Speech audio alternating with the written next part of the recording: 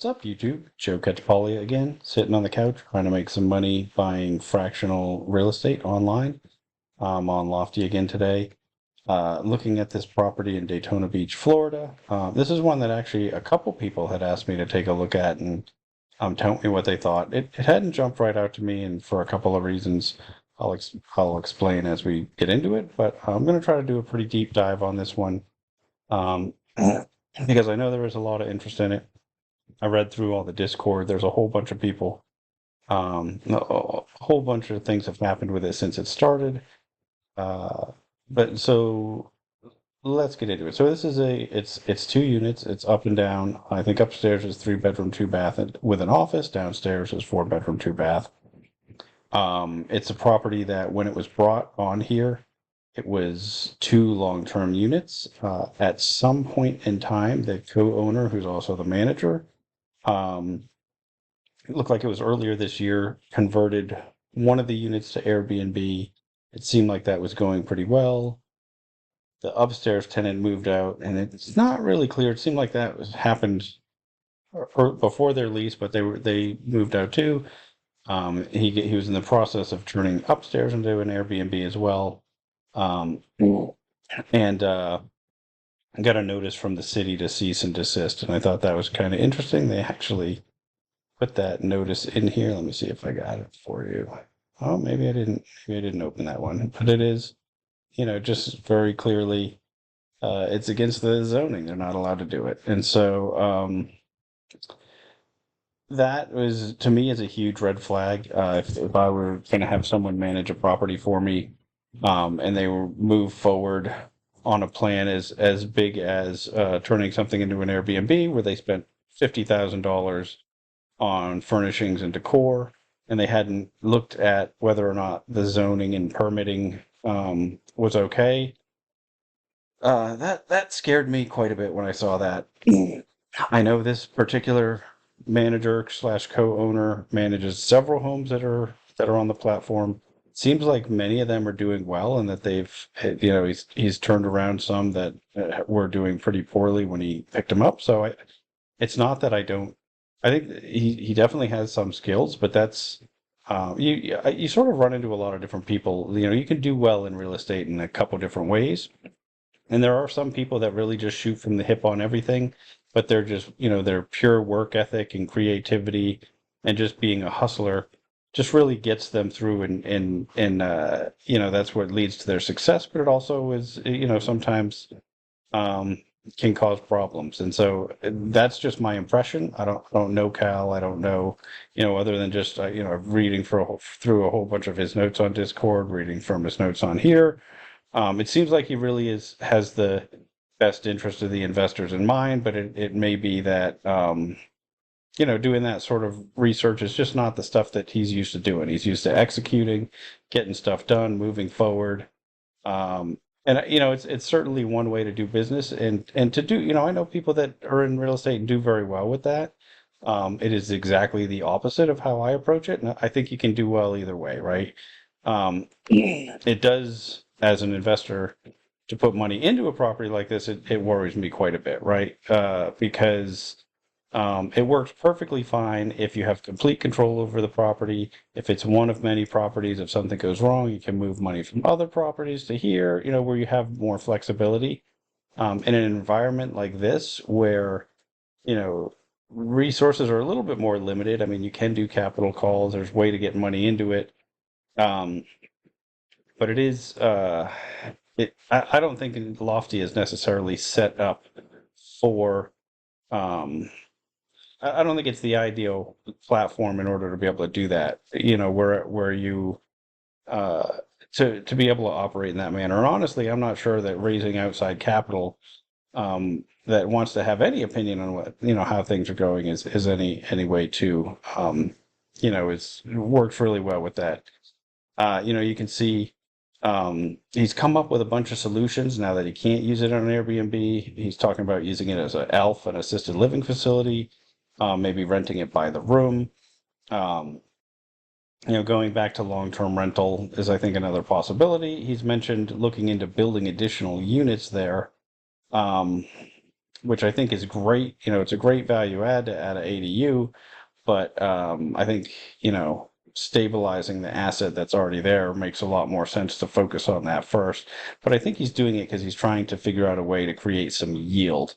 So, I think it's good and bad. I don't think, like I said, I mean, it's clear the guy is successful. I don't want this to sound like an attack on him at all. He's doing well with other properties, but I think this particular one just sort of suffered from that ready, fire, aim type mentality that can work well, but sometimes it really causes an issue. And so it seems like he's scrambling and maybe coming up with some options.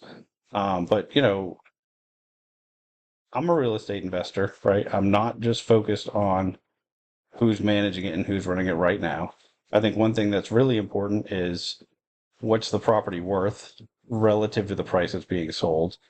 Um, what's the highest and best use, right? Is one of these other plans, is there a way to make it a profitable investment from there? And so that's what I'm going to focus on mostly. I think you can read through a lot of the comments. Definitely look on the Discord.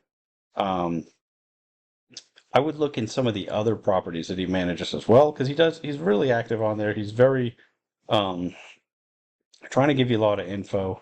And it is, I think you can get a real sense of if it's somebody that you want running a property that you've invested in. And so I think that, that's one of the neat things about this platform is that you can find out a whole lot about the people that are doing the deals. You can pick the managers that you want. You can, um, you don't have to get involved in a deal if it's, uh, if it's not being managed, if it's a different company or different, doing something different. You have a lot of options on here, I guess is what I'm trying to say. And so, in any case, let's jump into the real estate itself. I'll show you. I mean, it's a beautiful home. I don't know if these pictures. I mean, if these were staging pictures or if this is what it looks like now as an Airbnb. I'm guessing it might be the Airbnb, but it's possible this is staging from when it was listed for sale. Let's look at the last. This is on Realtor. Oh, maybe these are actually just the pictures from. Let's take a look. Let's find out. Oh, no. Okay, so this is from the previous sale. These are what those pictures are now. Do we have a. But I mean, you can see it's a really beautiful home. They don't have the Airbnb listing that it is now, because that's sort of the more recent plan, and it's also, they have the cease and desist, so they can't do that. Um, let's talk about the market first, though, because that's one of the things I always want to look at. It's in Daytona Beach, Florida. Like to start with Wikipedia. One of the things that I think is a huge strike against properties in general, if you're looking for long-term investment, is them being in resort cities. I think, there's definitely people that succeed in those types of cities, but I think there's um, a lot more risk as far as, tourism is tied very strongly to the strength of the economy. And so, when you have, um, when tourism is one of the main drivers of your economy, you tend to have stronger boom and bust cycles, or it's tied stronger to the economy than when you have a market like, I mean, my market, the one I chose several years ago and have been living in and investing in since then, San Antonio. Obviously, my focus is always on the most, very stable market, stable and growing, but not necessarily. Uh, I want to have a diversified economy. And unfortunately, it doesn't really seem like that's what's going on here. I dug into just looked, this is always the first thing I look at is, what's the population doing? It's had really strong growth since 2010, but part of that is that it shrunk and then gained some people back. If I were going to buy into this property, I'd really want to dig into what happened there, right? Because if we have another time period where we lose 4.8%, that's going to really hurt our property values. Um, so it'd be really interesting to look at what happened there. One of the things that I found odd is, it's the MSA doesn't have um, census data for population on the website on Wikipedia, which I think it might just because it's one of the smaller MSAs out of all the ones we've looked at. I think we ran into this once before, but most of the markets I look at are bigger MSAs, and so you always usually have more info on the Wikipedia page. But I did notice if I looked at the county level, I was able to see, population trends. And interestingly enough, this is, the county size and the MSA size are pretty similar. And they have had strong growth pretty consistently there. So this made me feel better about it. Um, I think having a strong growing population is one of the most important things, because real estate price is priced by supply and demand. Demand is driven by population growth, right? Supply obviously is a little bit tougher to pin down without really digging into how many new builds are on the market, new permits, that sort of thing, which we can do. It's one of the things I looked at when I moved here, but it's not something I'm doing on every single one of these homes that I'm buying on Lofty or any other of the fractional sites because it's, I think it's overkill as far as due diligence unless you're going to put just a ton of money into it. But so overall, this is not a market I normally choose. It's not terrible. If it were, of course, if it were going to be an Airbnb, being in a resort market, it's sort of a plus for it, but it is still actually, some of the markets that have gotten hurt most in the Airbnb bust, if that's something you've heard of, have been ones that really, were resort only and didn't have sort of any business travel or any other sorts of travel to prop them up when things got a little bit worse. So, I think it's an okay market. If I really love the property, if everything else about it is fine, it might be something I'd jump into. One of the things I looked at the Zillow chart, and actually this was pretty promising because we've looked at quite a few of these in my videos, and you know, a lot of them have a bigger dip after this 2022 heat. And it looked like it stayed pretty flat, although I don't like this trend, right? I think this is like -2% in the last year. A lot of places are sort of more stabilizing, and so not really sure what to think about that.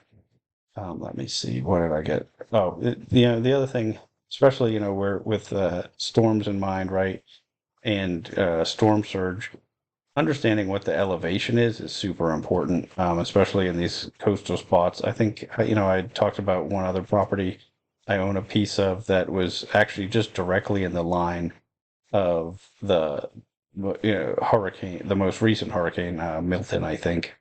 And, its elevation was 50 feet. And so that made me feel pretty good. This one here, you can see, is 12.1 feet. And this is just an estimate that this tool does. But, I find that it seems pretty good to me. But, obviously I haven't gone out here and checked this.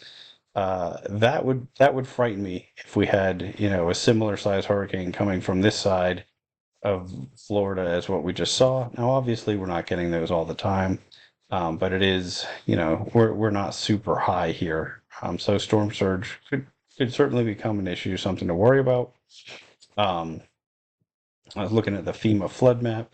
It is outside of the floodplain, as far as I can tell from here. Sometimes these don't load well, but it seems like we're getting the other zones, and so I think that that's probably accurate. But just because you're outside of a floodplain doesn't mean that you can't get hit by storm surge. And that's a distinction that I think is somewhat important. I think I'd probably still, one of the things, there's a lot of questions on the Discord about, do you have flood insurance here? And at the last time I noticed it, it said no, it's not required. He didn't get it. I know it's very expensive. It's something I'd probably want if I was buying the home, one home there and I was investing a chunk of money. I'd want it maybe if I'm just diversifying and I just have a little bit in this one and, I'm not worried about a total loss. It might not bother me that much. Sorry, I just froze again, but I was just saying, I don't think it'd bother me that much if I was just putting a little bit of money, but it's something that I'd be worried about if I was making a large investment here, a significant part of my net worth. Um, and there's one of the things a lot of people in the Discord are complaining about is the amount of insurance. It's 400,000, and I don't even think we looked at this yet, but if you look at the order book at the estimated value, we're talking about almost 700,000. At the $40 token value, what is it? Which is what they're at right now, 41.6. Talking about 556,000. Um, so it's possible. Let's see, where did that go? It's possible that's all the dwelling is really worth, and the rest is covering land. The rest of that value is land value, which obviously you don't have to insure the value of the land. It's just the dwelling and the structures. That's something I'm certainly not an expert in insurance. If you wanted to look into that further, there's plenty research that you could do on it. It's not something, like I said, I mean, there are a lot of people were asking about it. He seemed to think that this was appropriate, and based on the numbers, I don't know that I would argue it, but it's also something that I'm much more, obviously you can't avoid all casualties, but I'm much more concerned about not having to use it than I am, what it is when it's there. But obviously you want to be properly insured as well. So we looked at the market, we looked at, the elevation, the property itself. Obviously starting to get into, well, what's the value? And I think what did we say? 550 what? Let's see. 13,850 tokens times $40.60. Okay, yeah, 556,000. One of the things that one of the votes talked about issuing new tokens and diluting to be diluting the existing holders because of the cost that Cal put into the furnishings and decor. I think that's already done. It appears to be based on the notes, but I don't even know how you would go about verifying that. I mean, obviously, you could ask in the Discord, you could ask Lofty support, and just make sure that this is already reflecting the dilution that's out there. If not, I'd be, you need to figure that out in doing the math. And so I'm trusting that this number is accurate. I think from some of my other videos and maybe your own experience on the site, you realize you can't always do that. And so if I was putting much money into this, I would definitely probably just ask support or put it on the Discord and get an answer from someone at Lofty if this already happened or if that dilution didn't already happen. But so the number we're trying to hit, 556, right? I mean, we want to make sure the property is worth at least that. Obviously, I'd rather have it be a little higher. This, I guess I should have done this first too. I always like to take a look on Google Maps. We saw this a little bit on the flight, on the flood data, but this is one of the things I think, really just getting down, doing this street view, looking around, seeing just what the quality of the homes around here look like. And I think, okay, does this seem like that sort of neighborhood to me where I'd expect to spend $500,000, $600,000, $700,000 on a home? Yeah, I'm not surprised at all by that. I don't really know the Florida market that well, but it doesn't look like nothing's jumping out that's like scaring me off and making me say like, wait a minute, where's the such really? So one of the things I like to spend a lot of time doing this. I'm obviously not going to just zoom around on here while I'm on video, but it's something that, it never hurts. I think the more you can really figure out what's going on. And then if you do see anything that bothers you a little bit, you have to, and really no matter what, you should look at when the image capture was, right? This was a couple of years ago. I think it's possible things have gone downhill, right? Like that's always a possibility, and you want to get an understanding of that. At least back then, there was some new construction happening, which is always nice. But let's see. Let's jump into some of the different valuations, right? I looked at Trulia. One of the things too is I know I jumped through these really quick, but whenever you do this, you should always look at the different comps that they provide. You can look at the price history as well, right? Like Obviously he had it listed for sale at 699 at one point before he put it on Lofty. It didn't sell, and so I think that at least at that point it wasn't worth 699, right? But I think we needed to be worth 550 to be happy at that $40 token level. And, truly, I think since 526, one thing, whenever you have multiple units, almost all these sites do a terrible job valuing more than one unit. But I want to look at them all and just see what we got. Oh, this is a Zillow, just the monthly rent that they have open, it's available 2,800. So it's always good to see, does the amount they're asking for the vacant space, does that match up with what it was before and what they say you're going to get? But and see, that seems to be in line. This was, gonna move me there so I can X that out. This was on Realtor. They had 686, so this is, I think, the highest one that I see. But again, when you look at that, you want to look. Sometimes they'll give you, yeah, you want to look at all the info that's available. One of the things I really like um, about Realtor is this neighborhood tab. You can often get. Well, I guess this is a little bit different in different noise and commute. Huh. This is so we get a little bit more where I am, but so yeah, I always like to look at this noise level. Um, Especially when you're doing like short-term rentals and stuff, but not that that's what we're going to do here any longer. Um, but this is promising, right? Like if they're right about that price, but you can actually dig in here and like look at a lot of other things, and so it's something that I'd suggest that you do if you're thinking about making a decent size investment in this, or one that you're worried about losing. Another 528. So this is scary because it's really close to the Trulia one. 526, 528. So and they're dealing with similar data. Um, in both of those cases, I'm worried, right? Like we're significantly below our 556. Although a couple of things to keep in mind, that number is they've already paid closing costs, right? They own it. It is furnished. Maybe they're going to get some value out of that. Maybe not. I actually have a client right now who's trying to get rid of a furnished property. And it's, unless you find someone who wants it fully furnished, it's not always easy.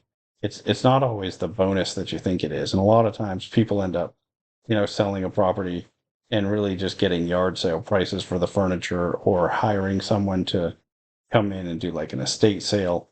I think that's a possibility if this converts back to long-term rental. And so I wouldn't put too much stock in that, the fact that you have some furnishings, but I think you can add a little bit to this number, there's not closing costs to be had and whatnot.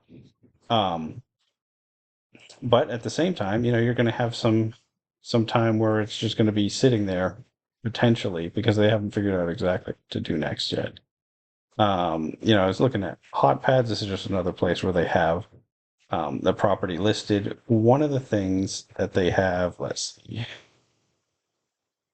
that I wanted to look at, and I don't think the tab is still up, is Furnish Finder. Let's see, Furnish.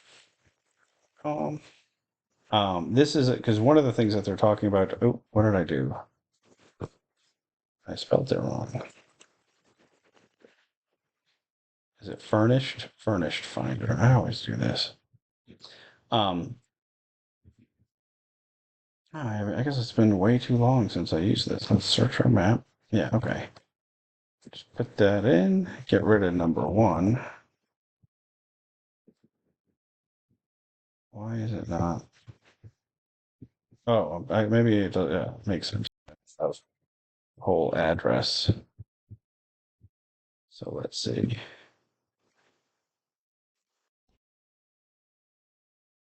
Hmm. Enter destination or property number. Oh, there we go. Okay, Daytona Beach.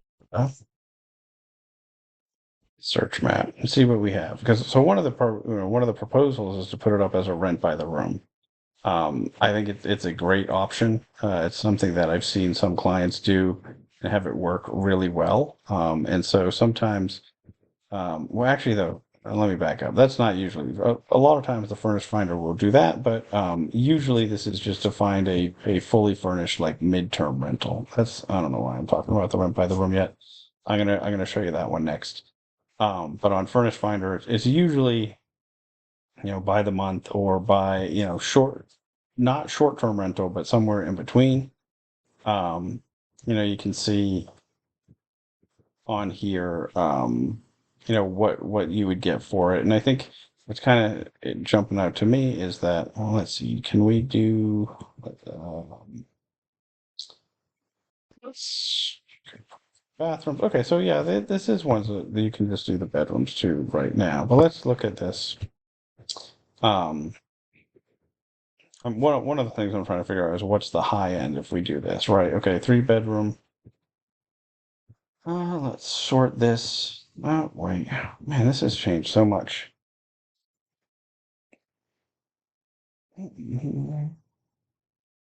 Um, or maybe I'm looking at it in a different market. I don't know. I'm gonna have to go back and look again. But one of the things, okay, so they've got it on here already. Entire unit, $4,000 a month furnished is what he's thinking. Um, Obviously they haven't been able to pull the trigger on that yet, but it is interesting. Let's see the pictures that he's providing for this. Um, this does look like it's not the same furniture in the other listing, right? Is it? Oh, it is.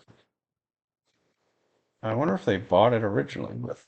Oh, no, that wouldn't make sense. You couldn't buy it furnished. So I really don't know what's going on here. I'm not sure if this is how it is right now or not. Seems like it must be if that's how they're listing it at the moment. Um, but 4,000. That seems pretty. So one of the things people get are attracted to these furnished finder rents because you get a much bigger rent. You also are renting by the month, and so you don't get as good of occupancy as you do on a long-term rental. Sometimes you'll get whole months where you don't have anybody, or you'll get like, multiple weeks in between each one of your months that you're rented. And so, unless you're really good at this game, don't expect getting $4,000 a month times 12 months to be the income you're getting when you're doing this furnishing. The other one that I was thinking of at first, and I don't know why I was confusing them, is pad split. And I think, uh, let's see if they're in Daytona Beach. They have there. This is a true room rental place, and it's by the week. Um, when you're just renting rooms in a house. And so all of theirs are actually usually pretty similar. I think one of the things that ad split will let you do is, um, like for example, the 3 bedroom that's upstairs and it has an office, they will very often let you rent that out as a bedroom if they can add a little storage to it and argue that it's a bedroom, even though you might not be able to sell that home as having a bedroom. And they're just more, um, they're more willing to like put up some partial walls and so I like their model. I think that you can look at their pricing in any particular area and think that's probably, that's, you're providing the utilities, you're providing internet, you're providing, but other than that, it's a pretty minimal experience. And so it looks like all of these are right around $200 a month is what they're getting. I mean, $200 a week. So, you multiply that by 4.3, uh, times 200, and that's what you get a month. And then I'm going to say times 8 bedrooms because I really think they'd figure out a way to come up with 8.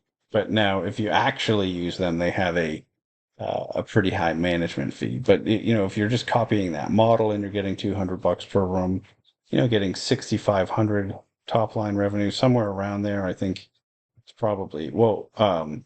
But then let's see, in their model, they talk about having 97% occupancy. But let's say you have that at 0.95. Yeah, okay. So that, I mean, I'm always just sort of guesstimating things, but yeah, I think 6,500. I think maybe that's relatively reasonable.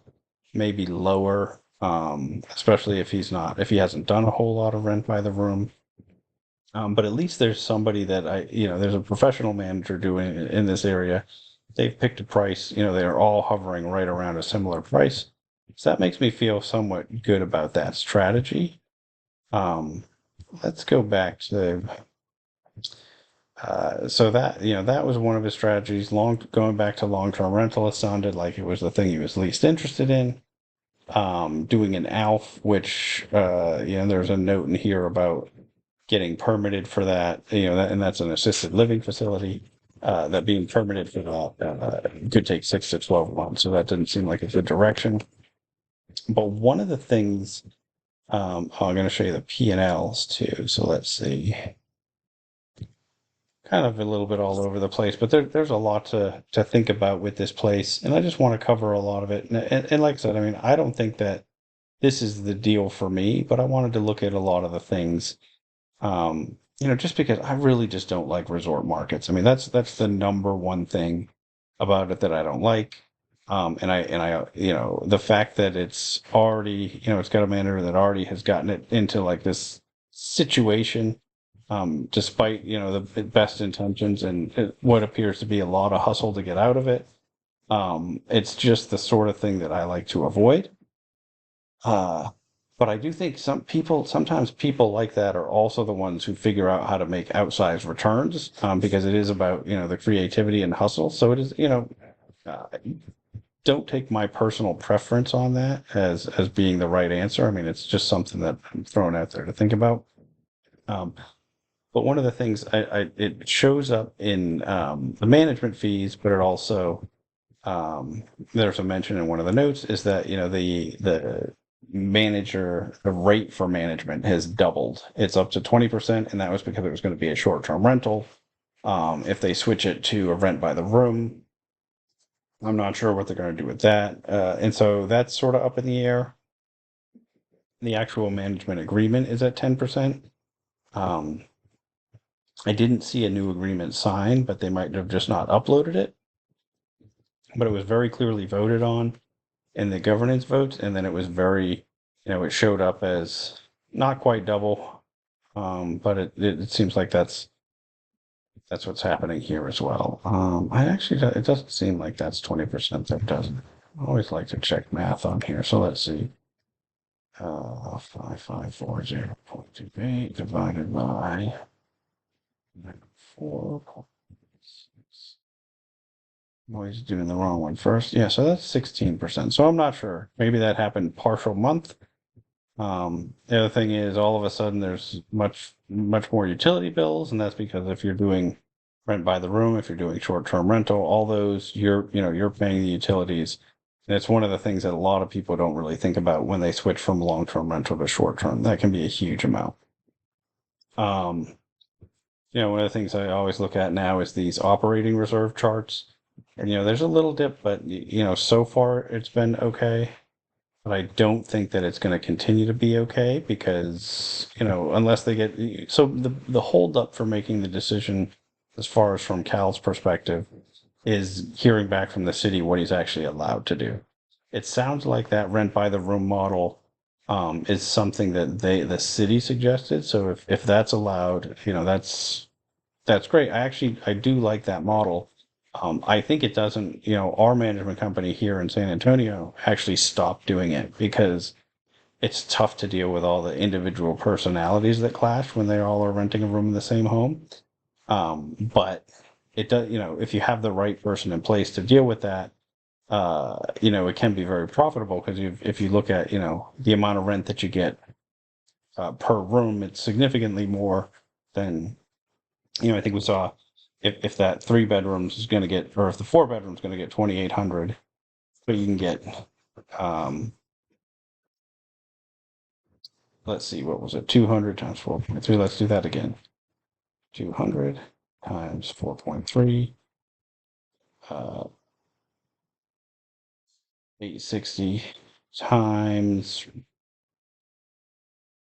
4 bedrooms, so 3,400. So you're getting significantly more. And what eats into this a little bit is your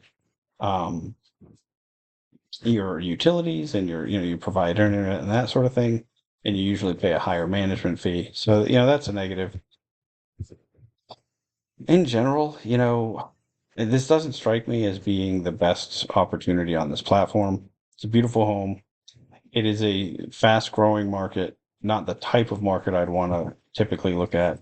I don't love the elevation, but obviously that whole market is going to have that issue. So if you're going to be there, you're going to deal with that. Um, it's in this weird situation, and so like if it were making $30 tokens or $35 tokens, and so I'm clearly getting a discount to what these websites say it's worth. Now if the one that says it's 680 is more accurate, um maybe you should jump on it on this price. And that makes me think about, there is a couple other valuation data points I want to look at.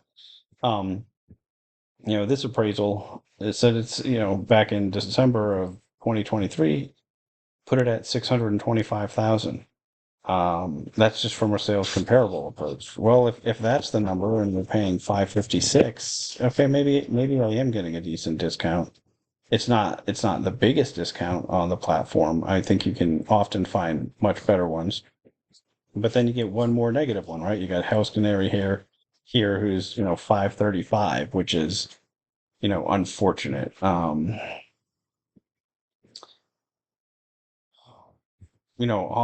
I'm tempted to want to go with what the licensed appraiser says over a lot of the automated platforms, especially if it's just comparing one to one. But when you have, um, like if you look at some of his comps, I mean, they're, I don't know, I find them to be pretty, I'm not an appraiser, so it's not really my place to criticize what they're using for comps, and maybe they're limited, but some of the ones just, when your gross building area is so much different, right, than your subject, that seems crazy to me. That seems like, is this really a comparable, right? But you know sometimes you're limited with what's available out there. Obviously you make some adjustments for it, but stuff like that is difficult. So um I don't think this appraisal and Redfin's, no, it wasn't Redfin. What was it? Was it Realtor? Yeah, it was Realtor number, right? I don't think the one appraisal and the Realtor number, is it would be enough for me to feel real comfortable about getting a discount.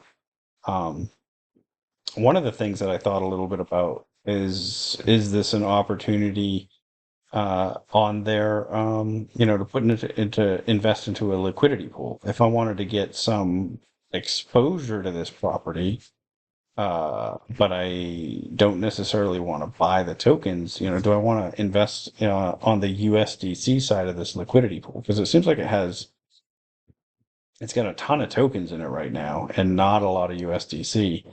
Um, this is the part of Lofty I'm certainly not an expert on. I think that, if I were going to do that, for me, I've been experimenting with these a lot. I'm trying to understand how they work, how the money works as far as like, relative to, I mean, it's really based all on trading volume. But in the long run, what's going to happen if, say, this property gets liquidated or something, what happens to what's left in the pool? But I think that's one option that you might think about, if I wanted to get some exposure to this property, but I didn't want to actually buy the tokens. I just think there's just better opportunities on here, so it's not one that I'm going to pull the trigger on. But just because I really was just talking about it because I had a number of people now ask me about this one and think, and I think I get it, right? Like, you want to buy a beautiful property. Um, a lot of people like that beach type resort area and think that's where investing makes a lot of sense. And I think that, um, at the right points in time, it can. And when those points in time are, for me, is at the bottom of a recession, right? Like when that place just got crushed. When that's when you want to be investing in a place like that. Not that I'm huge on market timing, but I want to be buying value, right? I want to buy and either, get a fantastic yield, which, the yield on this, we just have no idea what it's going to be. Or get a really deep discount to what it looks like it can be sold for. And like if you look at some of the other properties on the platform, it seems like there are some that are just a tremendous discount because there's no yield on them. And so if I want to get one or the other, and preferably both, some little bit of a discount and a strong yield that I feel pretty confident in. I don't really think you're getting either here. I'm not saying it's a bad investment. It's just not one that I find particularly attractive. I think you could dig into it and make a different decision. So as usual, I think you should do your own due diligence. But this is just some of the stuff that I think about going into this one. I know this video is really long. If you're still watching, thanks for that. I never remember to say to click the like and subscribe below.